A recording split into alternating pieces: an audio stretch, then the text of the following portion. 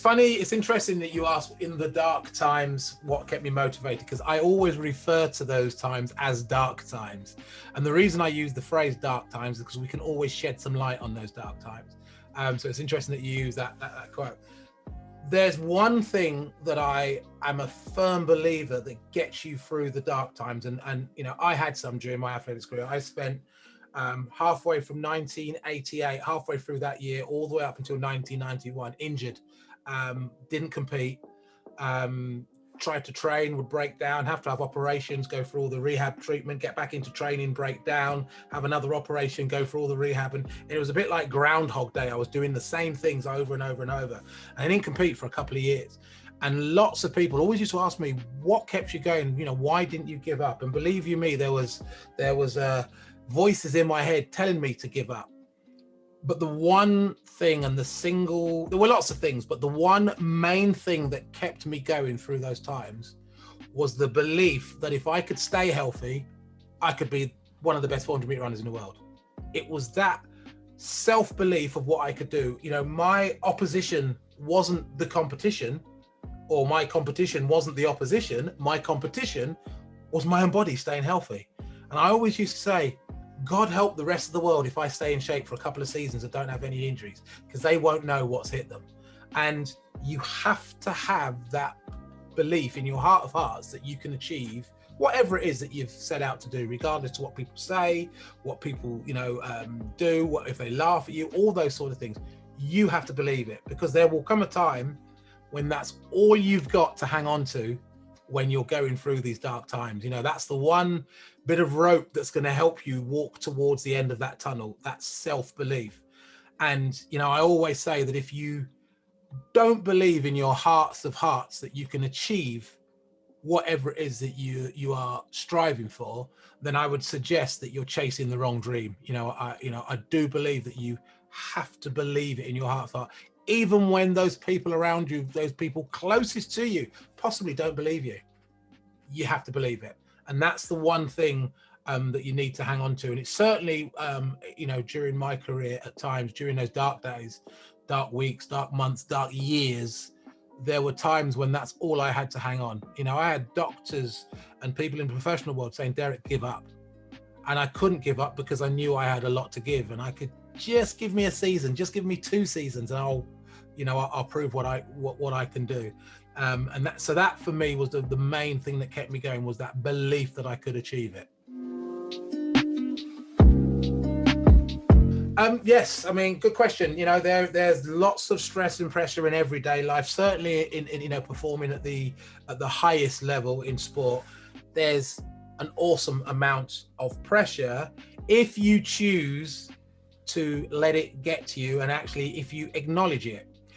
One of the things that my dad told me many years ago is, you know, when you're training and you're you know, you with your coach, you're doing all your work and everything, you listen to your coach, you go through all the stuff, you learn your trade, you learn your craft to the best of your ability. The minute you walk into your lane and you've made that decision, when the starter says on your marks and you walk to the start line, nothing outside that lane, those 2 lines matter. You just take care of your business for the next 40 something seconds. So one of the things that I always used to try and do is not let outside pressure get involved, because as a sports person and as someone who's a bit of a perfectionist, I put enough pressure on myself. And actually, I put more pressure on myself than any one other individual can actually put on me. So for me, it was a case of blocking out everything else that goes on. So sponsors, TV, you know, being, you know, on TV, a crowd of 70, 80, 90, 100,000 people, and then millions watching worldwide. Yeah, I mentioned sponsors, you know, family, friends. At that moment, they've all gone out the window. All I'm thinking on for the first part is the start and executing my race the way that I'm supposed to. And one of the problems that people are afraid of is not what they do and how well they do it. It's what other people think of them once they perform. So one of the reasons people get nervous about competing is not losing for themselves losing. It's what other people think of them losing. That's what actually sometimes stop people from performing. Well, for that time, don't worry about what other people think about. You know, that's not what the issue is. What you think about. I have lost some races and been totally over the moon because I've performed as well as I could. I've also won races where I've been disappointed because I haven't run the way that I should have done. But from the outside, people see a win and they think, yeah, great. And they see a loss and they think, oh, rubbish. I remember once running in a race in Europe in Zurich, one of the Grand Prix races. Now, if you get asked to run in the Zurich meeting, it's a big thing anyway, because the guy who is the meet promoter for Zurich, he only likes taking the best in the world, the top 8 in every event in the world. And I got invited to run in this race in Zurich, and I finished 7th, but I ran a personal best. And in the newspapers, they completely slated me for finishing 7th. But I ran the fastest time I'd ever run in my life. I'd never beaten those guys before. So that was actually their problem. I was actually happy, and I bounced off that track, and I was happy because I'd taken another step in the direction of me becoming a better athlete. So, a lot of the pressure is what we think of other people will think of us. And, and I do, in one of my presentations, I do talk about dealing with failure. And actually, you can learn from things going wrong. A quick story. My dad, I would have been about 16 years of old. I'd only just been running 400s for a year because I started off as a 100 and 200 meter runner, and I moved over to 400 and I was 15. And I was 16 years of age, and I was ranked 2 in the country as a 400 meter runner. And the young guy who was quicker than me was from Lincolnshire. I remember his name, Kurt Morby. I'd love to know what he's up to now, Kurt Morby. And I'd never beaten this kid. He'd beaten me 8 or 9 times. Couldn't get anywhere near him. All I saw was the back of his head every race. And I turned up to a meeting in Nottingham. Me, my dad, and my coach at the time. And I've gone into the room, and I've registered and all that sort of stuff. And I look at the start list. Kurt Morby's in the race. And I've gone, oh, Kurt's in the race. And my dad said, no worry, we're going to take him on. Not going to be a problem. Oh, great, Kurt's here. Then a few minutes later, my coach turned around and said, you know what? We're going to try something different. And I said, what? He said, I want you to run the first 200 in this 400 way quicker than you've run before. Try and go with Kurt, because normally Kurt runs out quite quick. And by 200, 250 meters, he was so far in front, nobody could catch him. So my coach said, go with him, just go with it. Go quicker than you would normally do for the first 200. And let's see what he's made of when he's got somebody with him, actually level with him as you come off that final bend down the home straight. Okay. And I was really nervous leading up to this for 2 reasons. 1, I'm racing Kurt, and 2, I've got to do something I'm not even trained for. And my dad picked up on this, that I was really nervous, and I was getting ready to warm up. And he said, why are you so nervous? And I said, well, Dad, I've got to race Kurt, and, I've got to try this new thing.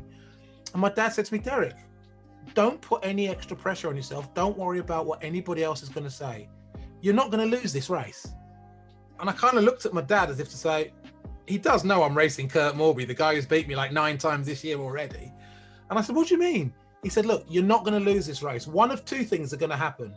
You're either going to finish in first place, or you're going to learn something. If you don't do any of those, then you've lost the race. Now, I went off like a madman. I was suicidal for the first 200. I was in the lead. And as we came into the home straight, Kurt Morby came back past me, and he just pipped me on the line. But it was the closest I'd been to him, point number 1. And then after that, we went away, and I had learned something. I learned that I do need to run the first 200 quicker than I used to, but not as quick as I went off in that race. So from then on, we trained and I raced by going off, learning to go off at a quicker pace, but not a suicidal pace. And I did that for the next few races. And then the next time I raced Kurt, I actually beat him, and he never, ever beat me again. So sometimes there is good things to be learned from actually losing or failing, but people are afraid of what other people think of them. And that's where this pressure comes onto them. If you can just take away your perception of what other people are going to think of you, then actually you'll take away that pressure from yourself, and you will go and perform to the ability that that's expected of you. Because as I said before, you put enough pressure on yourself. So That's how I used to deal with the pressure. Not worry about what anybody else thinks, as long as I perform the way that I expected to. I mean, it's not so much a physical challenge, but the challenge of having to realize that my athletics career was over. I managed to get from one sport to another, and I got into basketball, and then into rugby, and then a few other sports along the way. That was physical and mental, I would say. But physical challenge, obviously Barcelona wasn't my finest hour. Pulling a hamstring, in the semi-final of the Olympics, and deciding to get up and finish that. That was kind of done on anger, certainly on anger was part of it. I'm trying to think of a word that would sum all that. Emotions would be one of the words. That was something that sort of carried me through, and just the want of me wanting to finish that race. There was some of the training that we used to do that was really tough, and one of the things that was quite a physical and mental tough thing to get through was knowing one week that you're going to do a training session, and it will absolutely break you. And when I was in the States, we used to do this hill session, and the hill was 450 meters from the bottom to the top, and it was a windy road. And we didn't always do 450 meter reps, but we would do different repetitions, different sessions on that hill. And it was a killer. And at the end of that sessions, we used to do that hill every Monday.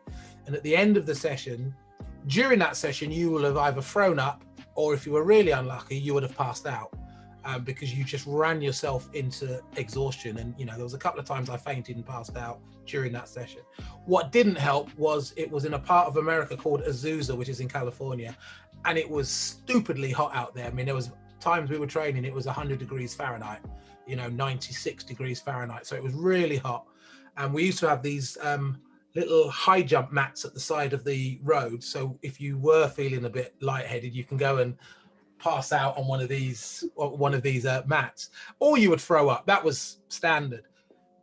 That was tough physically, but mentally what was even tougher was knowing that you were going back next Monday to do the same thing and have those same feelings and go through that same process again.